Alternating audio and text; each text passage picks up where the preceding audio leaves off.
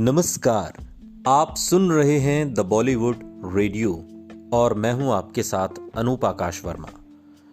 दोस्तों, ये किस्सा फिल्म गैंग्स ऑफ वासेपुर का है। इसके 2 पार्ट हैं और दोनों ही एक से बढ़कर एक। ये फिल्म एक जर्नी है जो साल 1941 यानी कि अंग्रेज़ों की हुकूमत के दौर से शुरू होती है और फिर 21वीं सदी तक आती है।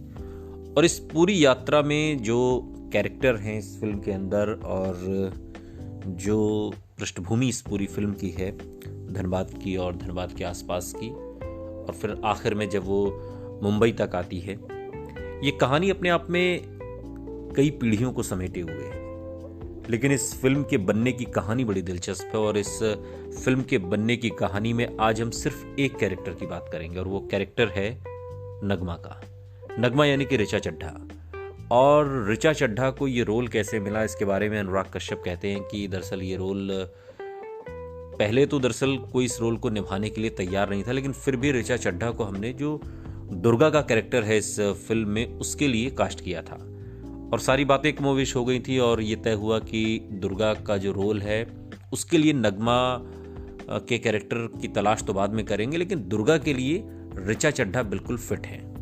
सारी तैयारियां हो गई और जब शूटिंग की बात शुरू हुई इन कैरेक्टर्स को लेकर के, तो नगमा को लेकर समस्या ये पैदा हो गई कि नगमा का रोल निभाने के लिए कोई तैयार ही नहीं था। क्योंकि नगमा का रोल एक ऐसी महिला का रोल था जो जवानी से शुरू होती है और बुढ़ापे तक आती है, यानी कि उसमें एक पीढ़ी का फर्क है, एक उम्र का जो बदलाव है उसको लेकर तमाम जो हीरोइंस के साथ में संपर्क किया जा रहा था। तो कोई हीरोइन इस रोल को निभाने के लिए इस लिहाज से तैयार नहीं थी, क्योंकि इसमें एक उम्र का फासला था।